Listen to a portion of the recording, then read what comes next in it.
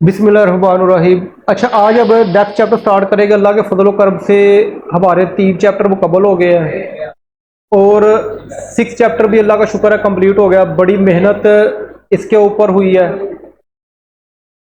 तो अल्लाह करे आप लोगों को फ़ायदा हो, इनसे बाकी बच्चों को भी काफ़ी फ़ायदा हो। तो आज जो हम इसका फर्स्ट लेक्चर स्टार्ट करेंगे 4 चैप्टर का, ये है turning affect of the forces. पिछला जो चैप्टर पढ़ा था उसके अंदर फोर्स तो आती थी, लेकिन उस फोर्स से एक चीज सीधी मूव करती थी स्ट्रेट लाइन में। टर्निंग का मतलब होता है कि उसका बेंड हो जाना, मुड़ जाना या दायरे में घूमना।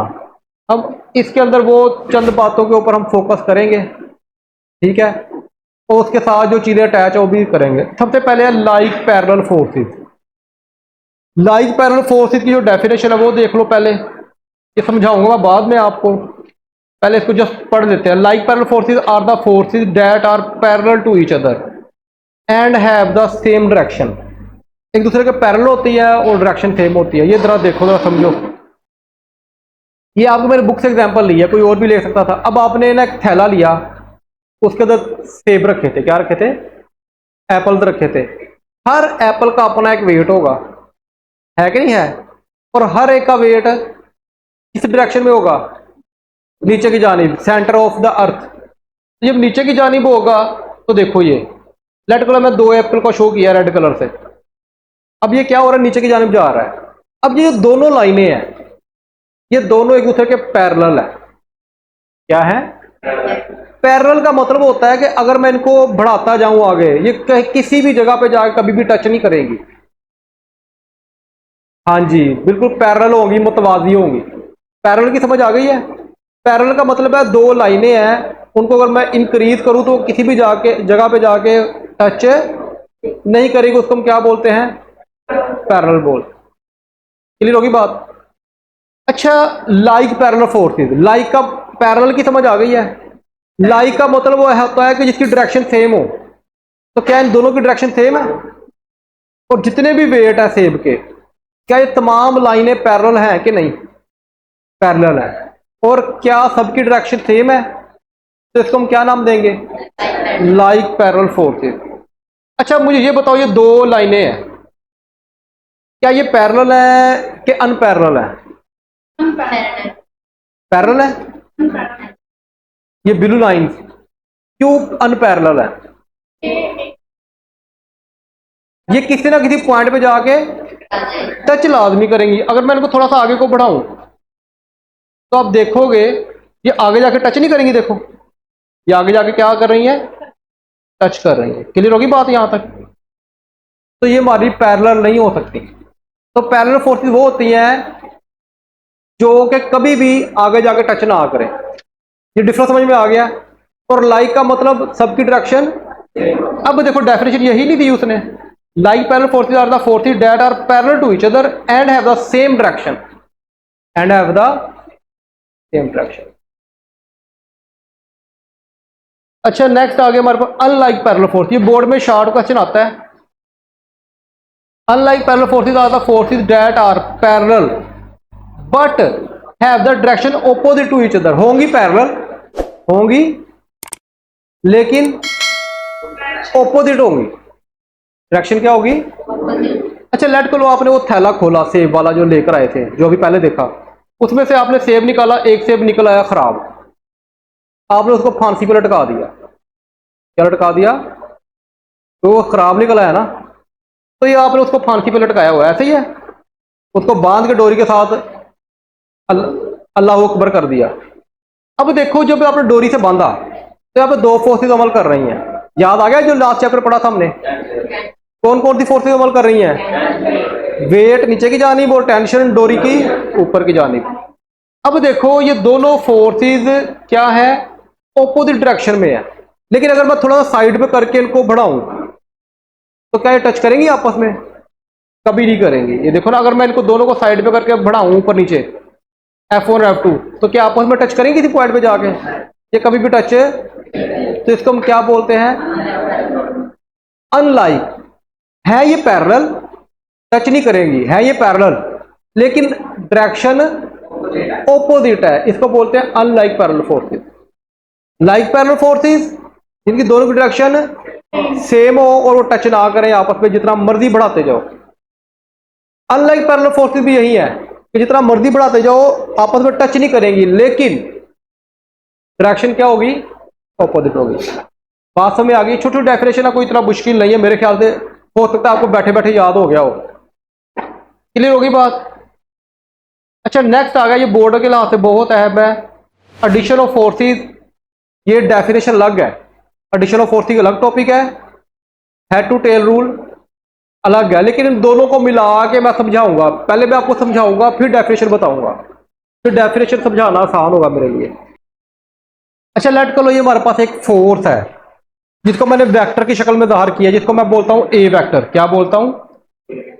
अब इसके ना दो चीजें होती है इस वेक्टर की, एक होती है इसकी टेल और एक होती है उसका हेड। दो इसके पार्ट होते हैं, एक टेल होता है, एक उसका हेड होता है। यहां तो कोई मुश्किल बात? अच्छा, ये दूसरा वेक्टर है ग्रीन कलर का, इसको मैंने नाम दे दिया बी। एक तीसरा वेक्टर है, इसको मैंने नाम दे दिया सी। अब कहता है इन तीनों वेक्टरों को जमा करो। अब लेट करो, वैसे तो आपने प्लस देखा हुआ है, एडिशन क्या होती है, 2 जमा 3 जमा 4, क्या जवाब आएगा? 9 आएगा। ठीक है, ये सिंपल एडिशन है, लेकिन जब आपने वेक्टर की एडिशन करनी होती है तो आपको ग्राफिकली करना पड़ता है, और उसके लिए रूल यूज होता है head to tail rule. Simple addition है ना आपकी, 2 + 3 + 4, वो आप सिंपल एडिशन है, 9 आ जाएगा आंसर। लेकिन जब आपने वेक्टर को ऐड करना होता है तो उसको आपको ग्राफिकली ऐड करना पड़ता है। तो ग्राफिकली ऐड करने के लिए आपको ग्राफ बनाना पड़ता है और उसके ऊपर एक काम का होता है।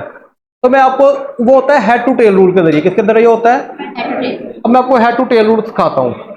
सबसे पहले जो पहला वेक्टर है ना ए, वो ड्रा करो। वो हमारा ए वेक्टर हो गया, वो मैंने ड्रा कर दिया। अब आपने क्या करना है, दूसरा वेक्टर ड्रा करना है, और जहां से ये ए वेक्टर खत्म हो रहा है वहां से ड्रा करना है ग्रीन कलर का बी वेक्टर। ये देखो मैंने क्या ड्रा किया, बी वेक्टर ड्रा कर दिया।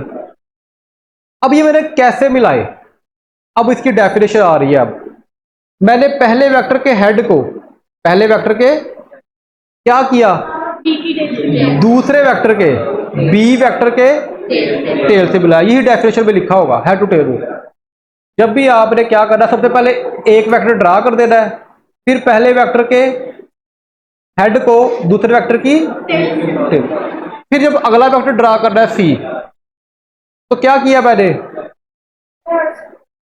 किसके, दूसरे वेक्टर के हेड को तीसरे वेक्टर की टेल से मिला दिया। अगर चौथा वेक्टर होता तो तीसरे वेक्टर के हेड को चौथे वेक्टर की टेल से, इस तरह अगर पांचवा होता, इस तरह सोन चलते जाओ। आसान तो नहीं है? नहीं सर, सिंपल लफ्जों में पहले वेक्टर के हेड को दूसरे वेक्टर की और दूसरे वेक्टर के हेड को तीसरे वेक्टर की बुला दे रहा है। उसके बाद हम हमने निकालना है इसका जवाब, जिस तरह होता है 2 + 3 + 4, क्या जवाब आया, 9। इस तरह इनको ए जमा बी जमा सी, इन तीनों को जमा करने से जवाब आएगा, वो आएगा हमारा रिजल्टेंट वेक्टर। रेड कलर का जो शो हो रहा है, ये असल में हमारा रिजल्टेंट वेक्टर है। ये हमारा क्या है, रिजल्टेंट वेक्टर है। ठीक है, इसको मैंने बोल दिया आर ए + बी + सी। आगे बात समझ यहां तक? अच्छा, उसके बाद अब मैंने इसकी डेफिनेशन निकाल लिया, रिजल्टेंट वेक्टर की डेफिनेशन। रिजल्टेंट वेक्टर कैसे बना, जब मैंने रिजल्टेंट वेक्टर की टेल को, सॉरी, पहले वेक्टर की टेल को रिजल्टेंट वेक्टर की, पहले वेक्टर की टेल को रिजल्टेंट वेक्टर की टेल से मिलाया, और रिजल्टेंट वेक्टर के हेड को आखिरी वेक्टर, वो बेशक तीसरा हो, दूसरा हो, चौथा हो, कोई सा भी हो, आखिरी वेक्टर के हेड से मिलाने से जो वेक्टर बनता है उसको हम क्या बोलते हैं, रिजल्टेंट वेक्टर। समझ तो नहीं आ रही बात मेरी? ठीक है, ये रिजल्टेंट वेक्टर है हमारा। और इन तमाम वेक्टर का जो सब है, जो असर है, वो रिजल्टेंट में है, तो वही रिजल्टेंट है ना। इस तरह 2 + 3 + 4, 9 का जो असर है वो सबको मिला के बना है। इसी तरह resultant vector R A B C vector को मिला के बना है। यही डेफिनेशन आगे आ रही है। यहां तो कोई कंफ्यूजन हो तो पूछ लो, ये बोर्ड में बहुत आई हुई है, बेशक आप चेक कर लेना, इसलिए मैंने इसको बहुत अच्छे तरीके से डिटेल से समझाया आपको। अब इसकी डेफिनेशन तो देख लो। और resultant vector addition of force की डेफिनेशन होगी। अब रिजल्टेंट वेक्टर की समझ आ गई है ना। Resultant force is a single force, एक अकेला वेक्टर होगा, अकेला वेक्टर था ना वो, हैज द सेम इफेक्ट, उसका इफेक्ट सेम होगा, कैसा, as the combined effect of the all the forces added, जितनी फोर्सेज, यानी मैंने A vector B vector C vector जमा किया, उन तमाम वेक्टर की फोर्सेज को जमा कर दो तो वो किसका रिजल्टेंट होगा, आपके रिजल्टेंट वेक्टर का।